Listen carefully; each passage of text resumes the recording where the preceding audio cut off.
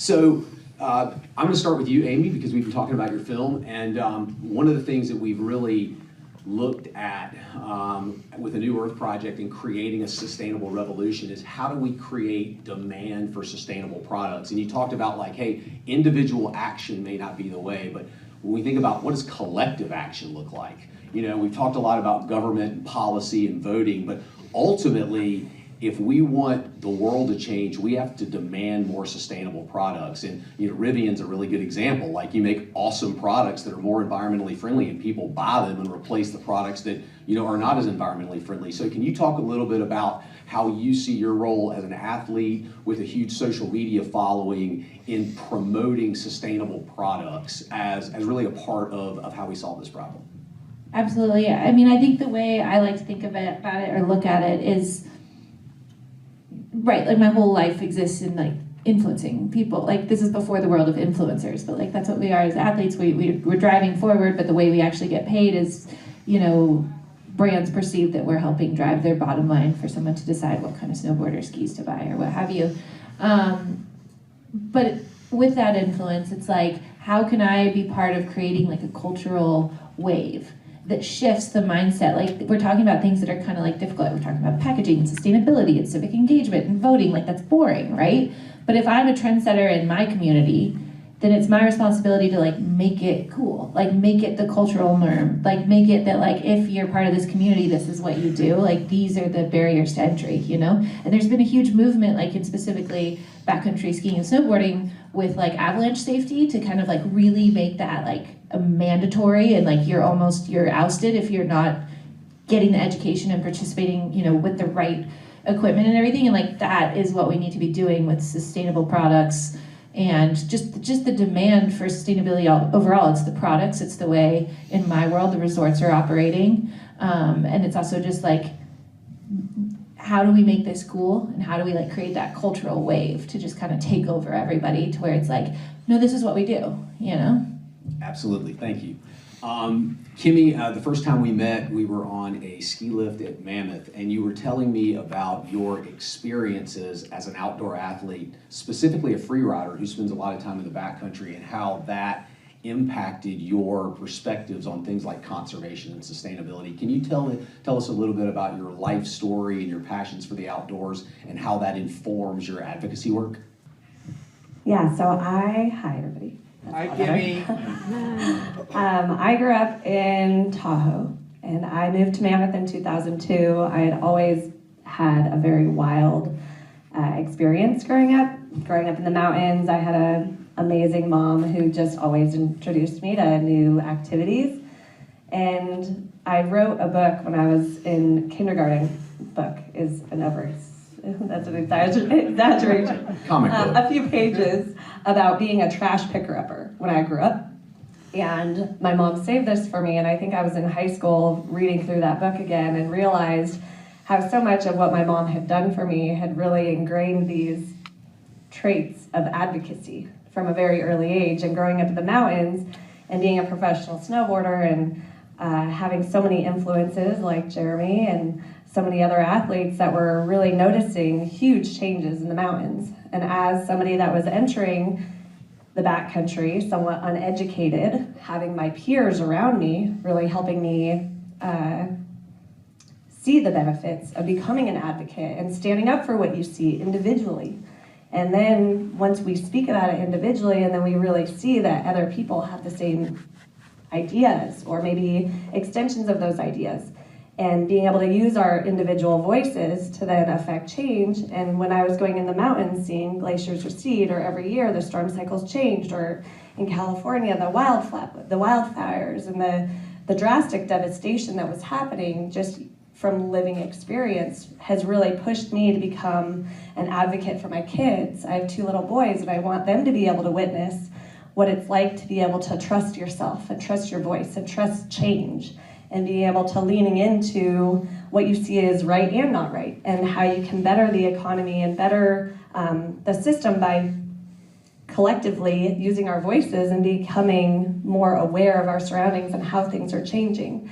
And in the mountains, we see it so drastically because of winter and how we see it laying in the mountains. and within the glaciers in the recession.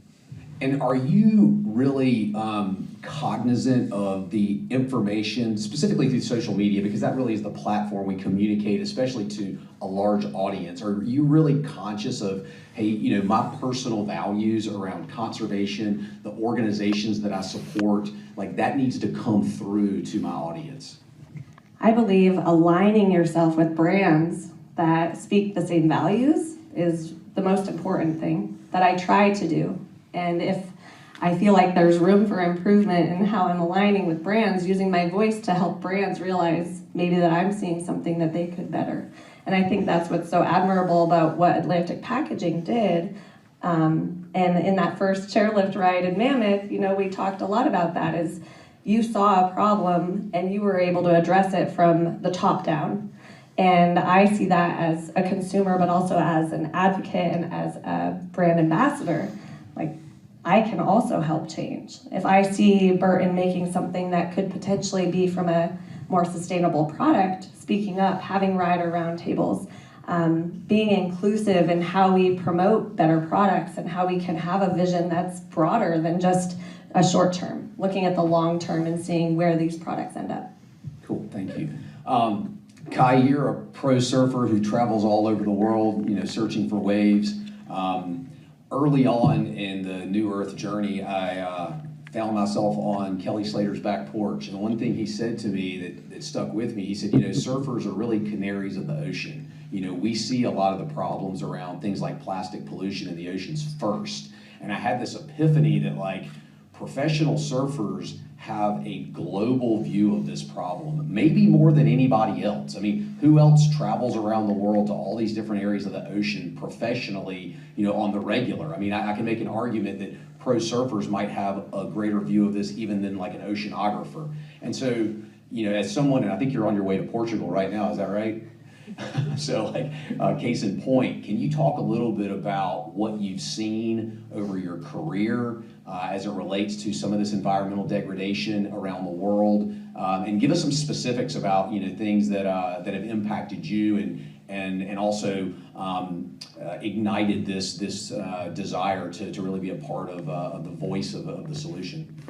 Yeah, so I mean, I've been very fortunate to travel the world and experience all the most incredible places, and being from Maui and Hawaii is, you know, really those islands, that archipelago is a centerpiece for the Pacific Ocean, and with the great, you know, Pacific Gyre and the patch of trash that exists there, most of what we see that lands on Hawaii's shores aren't from Hawaii. They're, in fact, you know, from foreign countries, typically third world, but it's over, you know, my many years of chasing after waves and seeing it all, it's been challenging to try to figure out, okay, how do you turn the tap off on all this? Because you could go to the most remote places on Earth where there's like no humans around and still find pieces of plastic, and you're like, gosh, it's just, you can't get away from it. And especially like somewhere as significant in surfing as Indonesia is heavily affected by it. I think third world countries, they just don't have the infrastructure to handle what trash that is produced. And, you know, working with a New Earth project, Wes and Peter King, and it's been a real good experience being able to, you know, kind of figure out what is it. We can do beach cleanups consistently, and that's great, makes our beaches clean, but the next day it'll probably look the exact same, at least on our shorelines in Hawaii especially. And so I think really the solution is not necessarily changing people, but so much as changing, you know, a better product for someone to actually not realize they're even using. They might notice it a little bit, but here you have something that is sustainable, you know, is gonna be gone in 60 days. Maybe even a turtle can eat off of it. I think that's better than them choking on it. And so, like, picking up on going to Portugal, there's this wave out there, you might have heard of it, it's called Nazare. It's one of the biggest waves on Earth, and the reason why it's so gigantic is because it's next to a massive harbor, and most harbors in the world are situated by the biggest trenches because, well, they got to get big boats in and out, and that's where the ocean usually remains calmest to the shoreline. But that's why the biggest waves in the world exist, because those trenches take all that swell energy that's traveled thousands of miles and basically pulls it out of the ocean and travels with such velocity. It hits a shallow shelf and creates these tall, gigantic waves. So it's an absolute marvel that this wave exists, but if you look for the right signs, you know, where the harbor is, there's a deep trench. The scary thing about that is this fishing village was, you know, just that. It was literally a fishing village, had nothing to do with surfing, and surfing has brought new life to it. But, you know, I've had friends that have gone to Nazaré and spent 2 weeks and figured, I'm just going to eat the local fish. And he ended up getting severe mercury poisoning just because the fish was so polluted. And it was later discovered that in this trench, which is 10,000 feet deep, you know, like I said, the deepest trench in all of Europe, there's, you know, Doritos bags and there's plastic that'll probably be down there for a long time. So the fish is picking at these colorful bags, and most of the time when find yourself out in the middle of the ocean, you don't see any bright colors. You might see some light blues and some whites of microplastic, but it's pretty easy to find when you're out there. But that being said, I think the solution that New Earth Project has kind of offered the world is really good, because it doesn't necessarily have to change people, because that's pretty hard. It's just changing to a better product, and, you know, eventually maybe even a more affordable product for companies to be incentivized. You know, one other thing I wanted to explore, you know, it's been my experience over the last few years, especially in surfing, but this would be applied to the ski industry as well. Like, there does seem to be this galvanizing of that community. Like, this is our responsibility. Can you talk a little bit about, like, you know, other pro surfers that you're in contact with, and is this becoming a mantle with which, you know, pro surfers, pro snowboarders, and skiers are talking about, like, we do have a responsibility to be a voice for climate change, a voice for sustainability, a voice for conservation. Even if we don't have all the answers, our community is like your film, like, our community has great power, and it's time to use that power in a really positive way. And I know, you know, you have, what, 1 million followers on Instagram, something crazy like that. I mean, that's a massive audience, and a lot of the other pro surfers do as well. Is that a conversation that's happening in the community more and more? Yeah, it definitely is. I mean, I think anyone that spends a lot of time outdoors, and in my experience within surfing, you find yourself, you know, being on the front line and seeing things and experiencing it, and everyone else that is in love with the same sports that I am see it. And so it's starting to be less of, I would say, something that you have to do, but that you're kind of driven towards, because you just want to see your beach remain clean and nice. And when you travel to other places and it's so beautiful and it's just ruined by trash on the shoreline, that, I think, really pushes all of us to trying to find, like, a solution and how you can make a difference. And I mean, there's no easy solution to it, but I think collectively everyone is sort of getting more and more on the same page, because it's quite difficult to not see the impacts that plastic is having on the ocean. Specifically, if, you know, you don't, you know, being part of a water athlete, a water person, you know, that's where you go for your food, and that's, you know, your whole culture. Like in Hawaii, it's such a cultural thing to, you know, live off the land and the ocean. And when you start diving into that, it becomes, like, even more personal than just your playground being dirty. It's like, wow, now my kitchen and, you know, the way of life here is in jeopardy. And a lot of people, I think, are trying their best to make significant change. Right on. Jon, you know, your career started off in professional surfing, but you literally created a professional career now that is dedicated to service. Can you tell us a little bit about the evolution of that and about your organization, Waves for Water, and the type of work that you guys are doing? Sure. Hello, everybody. Rosie. Yeah, Rosie. Nice to be back in Laguna Beach. I spent part of my youth here, so yeah, and I also haven't been called a pro surfer in over a decade, so thanks for that. I said you were a pro surfer. No, yeah, I mean, I grew up here.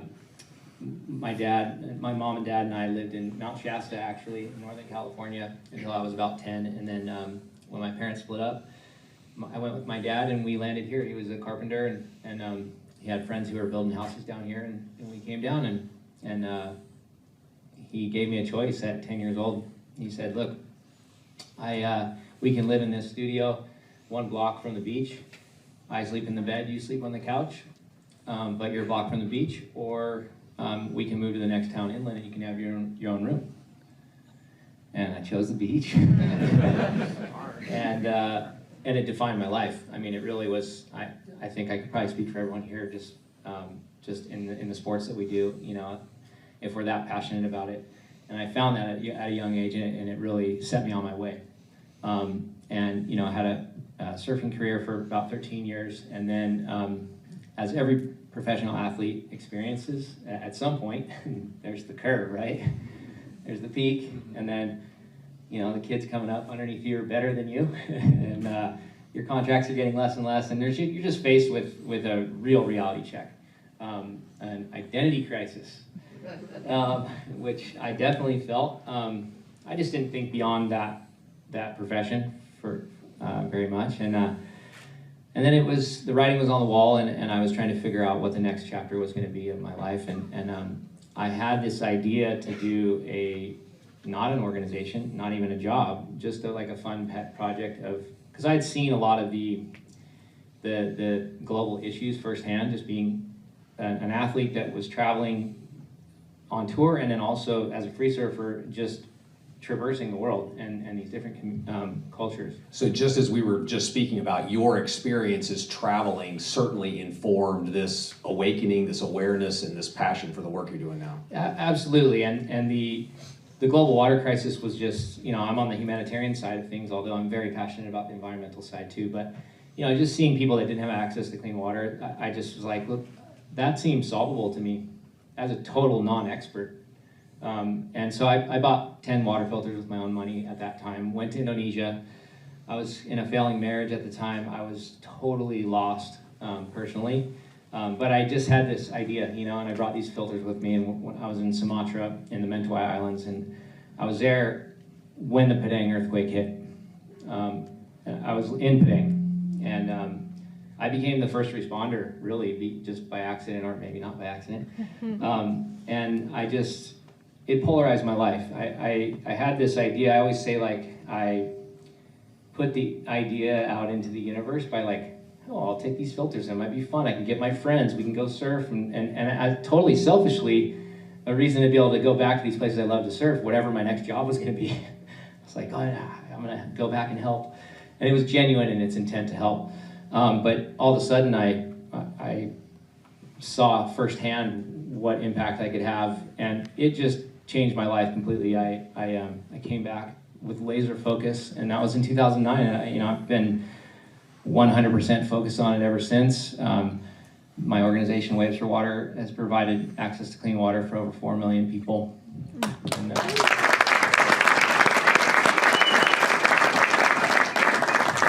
And I think one of the cool things about, like, when I heard the topic of this this panel, athletes and impact, there's, you know, if you have influence in your sport, then you're going to influence the people that follow you, and that's great.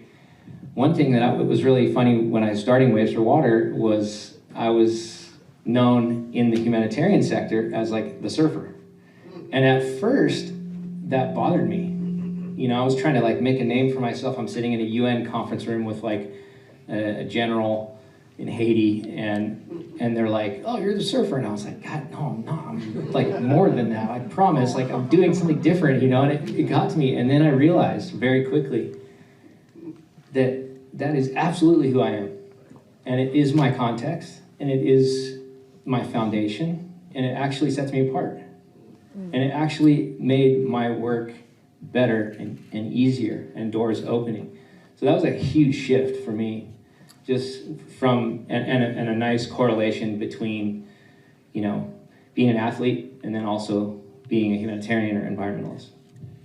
I love that perspective so much, because I think that, and somebody on an earlier panel said, like, you know, if you want to really do something, go put your feet in the river. You know, it's like ultimately like being connected to the outdoors is the fundamental part of this. Like that's where the consciousness comes from. That's where the awakening comes from. So I love to hear that part of the story. The next place I wanted to go to, we've talked a lot about, you know, the role of athletes and communicating sustainability and conservation and service work to your audience. But, you know, the other audience that you guys have are all the brands that you represent.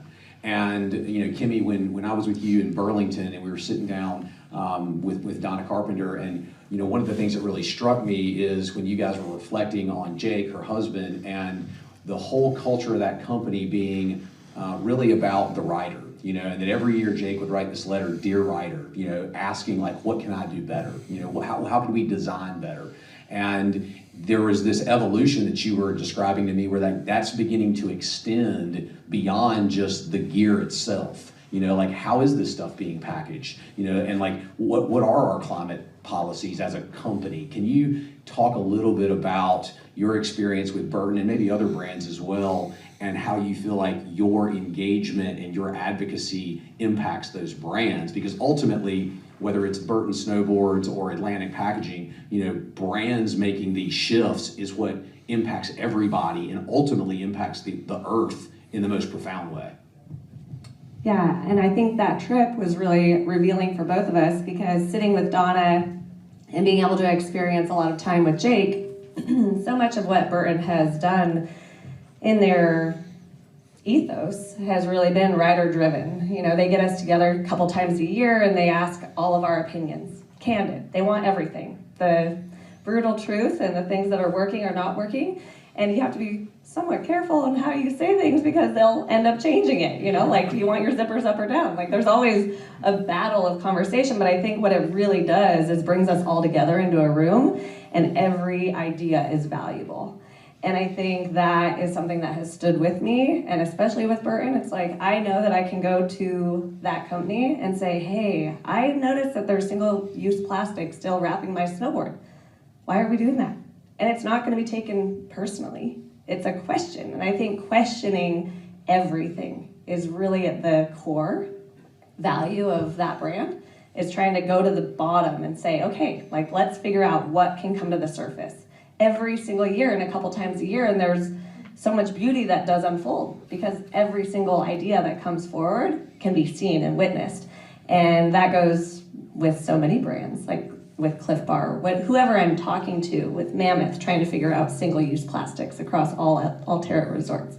We've talked about that in depth too, and trying to figure out like how we make it happen and how we can start the conversation. And I think that conversation really becomes the seed into changing. What are you seeing? What is the feedback you're getting from a lot of these brands? And I'm sure it's nuanced from brand to brand, but in the outdoor industry specifically, is that feedback and that, you know, literally you're demanding, hey, if I'm going to continue to represent this brand, like your environmental ethics are really important to me. Are those messages being heard or changes being made? And I'm going to go to you, Amie, next and ask the same question. Like, is there momentum within the supply chain with the brands you guys represent?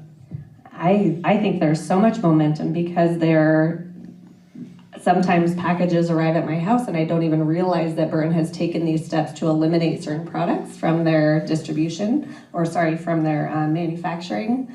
And that question alone, I can go back to them and say, hey, what else have you changed?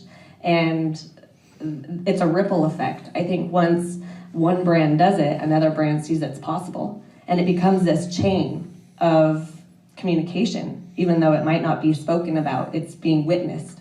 And I think that witnessing and how people can make a huge difference from changing one product or one supply chain, the same way that you're doing, the plastic's gonna be less when he goes and surfs at his home surf or when he's in Indo. And I think that's really where it all comes to the fruition. Amie, do you think about like the brands you represent today, and also like if an opportunity to represent a new brand, is that environmental ethics part of your decision-making process? It is absolutely, and to like piggyback on what Kimmy was saying is like what I'm seeing is the first step being transparency within these brands, having, like, in the same way that, like, for me as an athlete, like, dealing with that vulnerability to open up and ask these hard questions and put myself on the line, brands kind of need to do the same too. And like when one does, the others follow suit, right? And like especially in the world of like hard goods, like yeah, single-use plastics are a huge problem, but there's also toxic resin that are in these skis, and looking at life cycle of products, and also being part of the system where I'm out here telling you to buy skis over and over and again every single year when they're not even different, it's just a different picture on top, you know? And so I think that what I'm seeing is brands stepping up to the table in acknowledging the transparency part of it first, and using that as a way, like there's so much competition in any business driven thing, right? Where like, you know, anything like ski technology, like we don't want anybody over here to see how we're making our skis because it's proprietary and whatever. But brands are coming together, and I'm seeing this. Atomic hosted a sustainability, the first ever hard goods sustainability summit in Europe last year. Atomic is a ski brand I work with.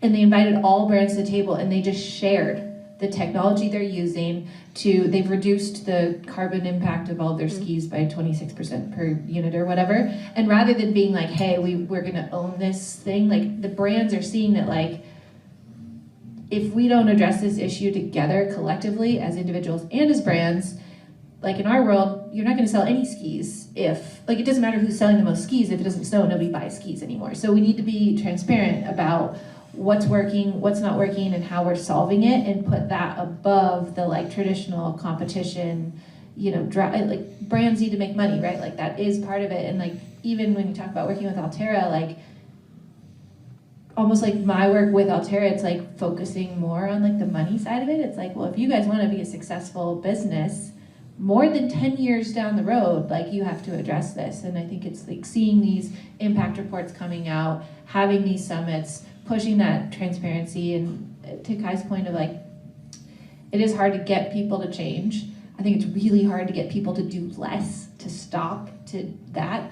But I think we can ask people and ask brands to do more, you know? And I think that's like an important shift where it's like, I'm not gonna ask you to give up something. I'm not gonna ask you as a company to bankrupt yourself and go out of business. But I'm gonna ask you to do more because it's necessary, you know?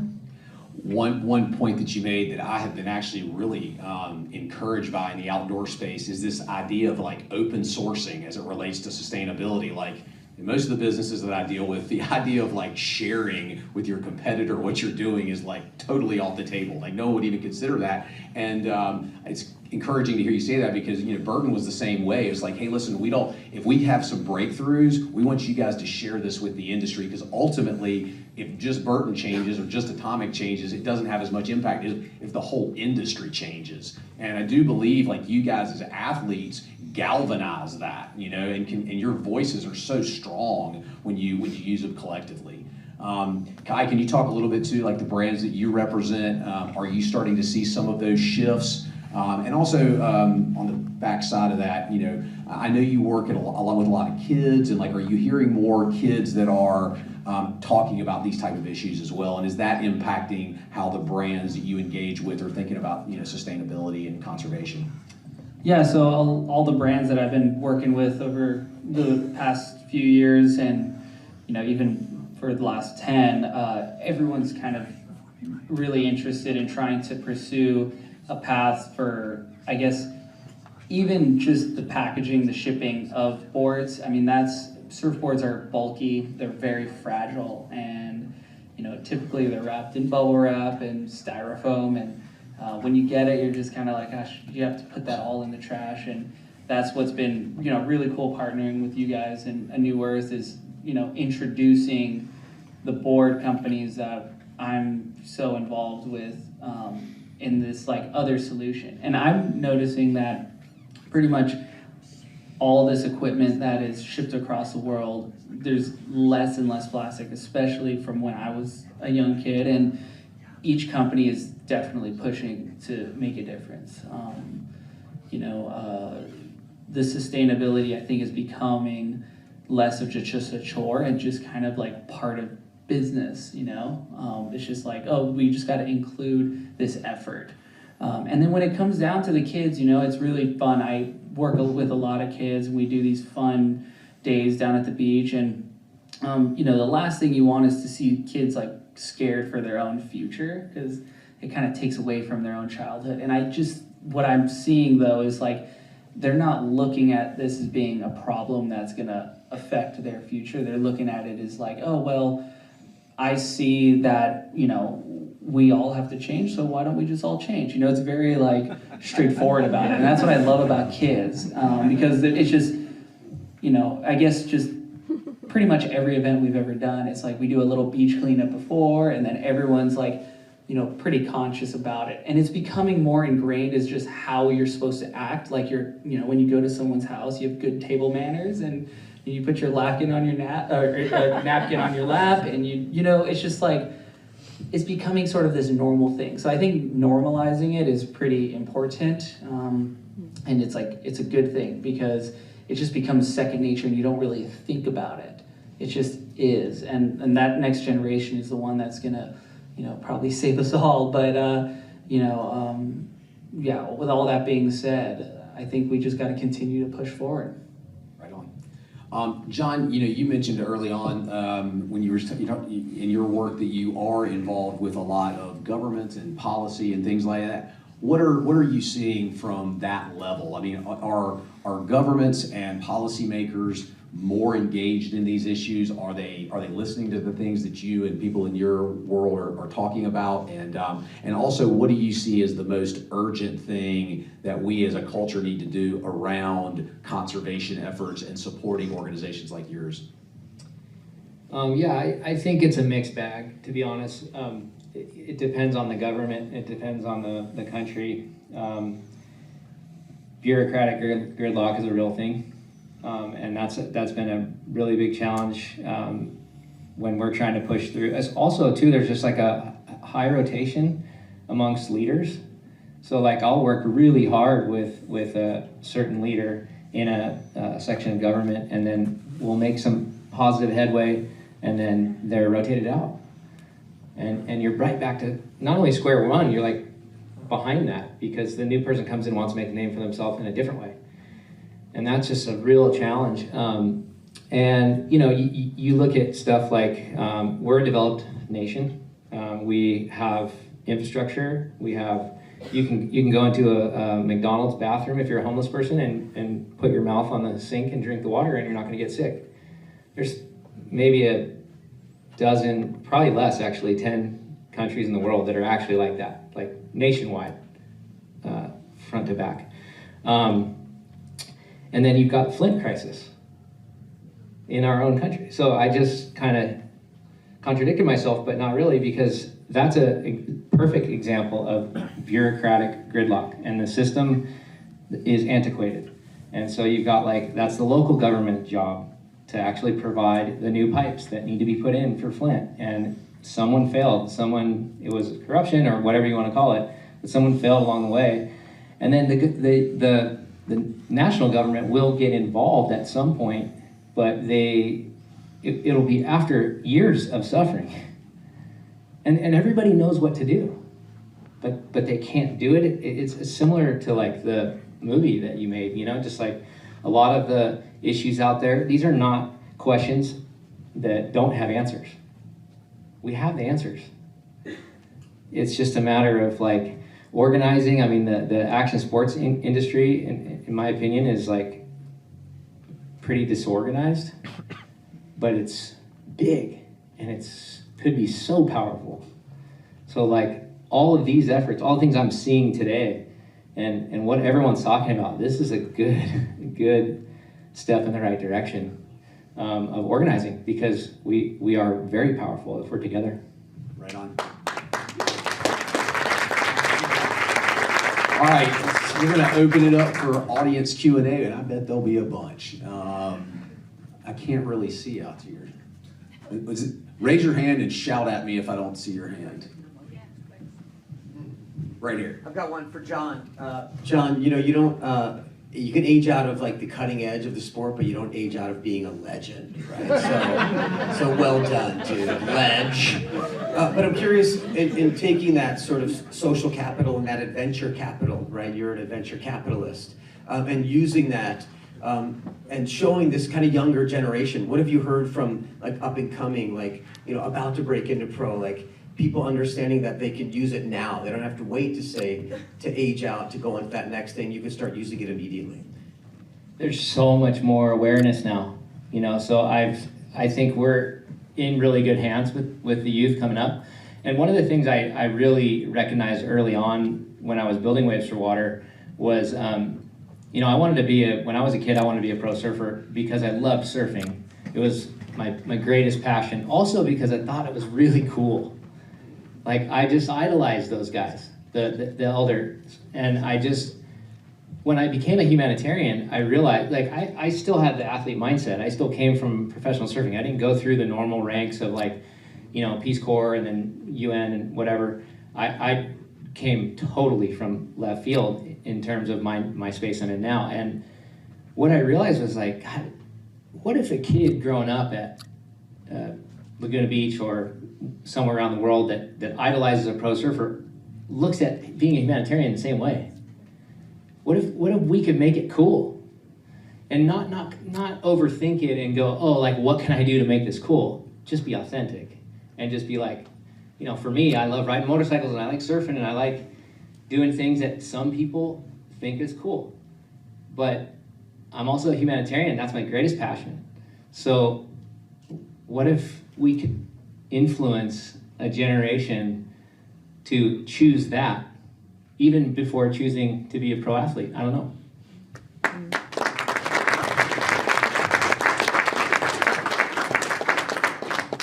Hey guys, thanks for being here, and I just wanted to commend all of you guys for using your platforms to demand more from everyone, and including yourselves. So I appreciate you guys using that for good.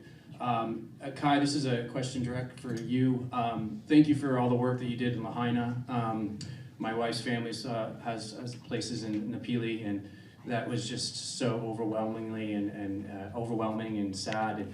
Can you talk us a little bit about responding to that and the impact that your presence being there made on that effort? I know that was huge, but I just wanted to kind of get that from your perspective.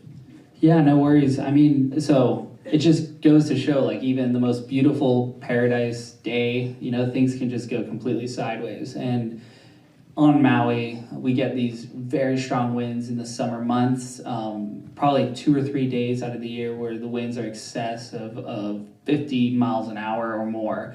And what happens is that wind accelerates through the valley, and at the right angle, the right degrees, it accelerates up to 60 to 70 miles an hour. And fires aren't uncommon in Maui, especially since the agriculture industry left, and a lot of the land that is very green in the winter months. In the summer, it doesn't rain as much, and everything has become very dry and arid. Caused this massive fire. The town in 2018 almost burned down entirely, and it was like, it's always kind of was on the back of everyone's minds, like, could this actually happen? And it finally did. This year was just a devastating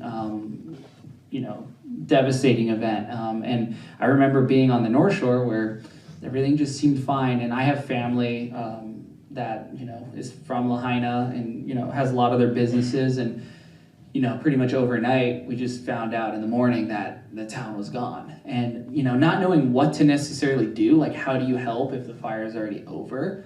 What's the aftermath? Like, I've never been in a natural disaster situation of that magnitude, that kind of scale. Everything that I train for and I do is, a lot smaller. For example, like in big wave surfing, you train in a similar way for all the different fallout plans, A, B, C, D, E, what do you do? And you have a smaller crew. But it was in that moment when, our local government and our state government weren't responding in, sufficient time that it really felt like we had to do something. And I think a big advantage of making a first step right away is if you don't make the right step immediately, you can make a course change. But if you just sit back and don't take that first step, you'll never know which direction to sort of go. And in this case, a lot of the community of Maui, and this is kind of the power of community, when you're pushed up against the wall, everybody, really stepped up. And I didn't realize that Maui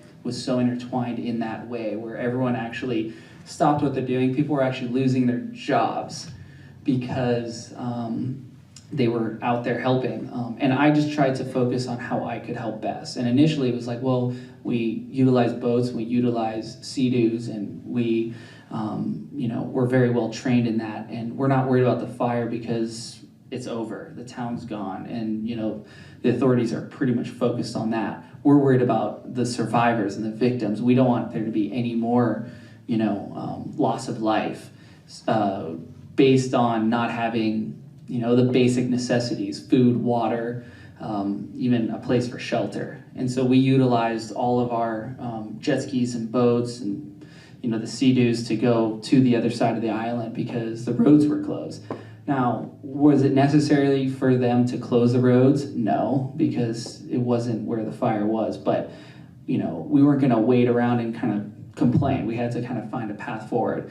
And so as the whole thing sort of evolved, when the roads did get opened up, it was like, okay, trying to find a way that, I could shift my focus and help. Is it, being able to connect people with other people? That was a big thing. Is it the power of social media? And using this followers, this base of, people that have followed me for what I love to do and actually, get things done. The biggest thing, I think, one of the bigger mountains to climb in this whole thing was like getting medication and insulin to people who needed it, immediately. And when there was kind of like a block on that from, us, just local citizens trying to get in the right process, with a doctor, with a manifest, with all the right, procedures you would to get this to the right people, being blocked for no other reason than control. I could just blast them on social media and I got exactly what I wanted. So I was just like, all right. So, and it worked. In 3 hours, we had a plane full of insulin and medication to people, and people were okay. And it was that point where, I definitely faced a little fallout from, behind the scenes, but whatever, this is what we do. We try to help one another. And I really encourage people to focus on community-driven things, like really get involved with, the people around them, because I think in this modern day, we think so globally and at scale and how you can make a difference. But I saw this whole community come together to help this town that was devastated, gone. And just the power of that, if every single, little town or city had that, we could all be very self-sufficient in our own backyard and not require help from people who you can't totally rely on. And the journey still continues. We're still trying to find ways to help the people of Lahaina, because it's going to be, maybe a decade before the town resembles anything it once was. But, you just don't stop helping. And, it feels good to help. So that's the reward.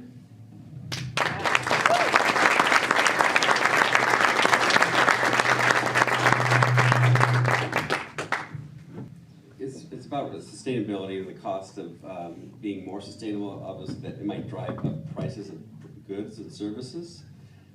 This is for you, Wes, actually. So in regards to your product or your solution for some of the products, is it more expensive? And do you think over time it will, if it is more expensive, does it come down in price? And as these sustainable solutions become more normalized, or do we just bake them into the price of a product, and that product goes up, and we should, as citizens, just pay more for a better product? No, that's a great question, and it comes up quite a lot. I mean, ultimately, I like to say if it's too expensive, it's not very sustainable because no one's ever going to buy it. So, creating sustainable products that are competitive is fundamental. Now, the reality is when you're introducing a lot of these new materials, in many cases, those materials don't have nearly the scale of like a single-use plastic. So, you're having to start with a lot smaller demand, and you're having to build up to that. So what we try to do is find ways to offset those costs, and try to look at costs from a holistic perspective. Like, can we reduce the overall amount of packaging, as an example? Can we optimize the packaging? Can we look at ways to reduce the dimensional weight so the shipping cost comes down, and maybe that'll offset some of the material costs? So there's a lot of different ways through creative design. And what I like to say, ultimately, whether it's packaging or a surfboard or a snowboard or ski, innovation wins, and so as we're introducing new sustainable products, part of that innovation is finding ways for those products to be as competitive as possible. I know there's a couple of guys here in the crowd from Cruise Foam, a company based out of Santa Cruz, California, that figured out how to make foam from shrimp shells. And they partnered with Atlantic, and we've been bringing products to market recently. And that's been one of the things we've really targeted. Like, these products have to be, they have to be able to enter the market at a price point that companies can handle. But it is certainly a journey. I will say, there are certain times where a sustainable material is just going to cost a little bit more. And, we do talk to brands and say, like, how important is sustainability to you? And how important is it to your customers? Because you would be willing to spend more in many cases on the materials for your product if it improved your product a lot. And Don Meek likes to say, today packaging is a brand attribute. Customers are judging companies on their packaging, just in the way they judge them on the materials themselves. So as packaging becomes more of a brand attribute, you can demand a little more for it in many cases. So, but again, ultimately, we have to consider cost when we are innovating sustainable materials.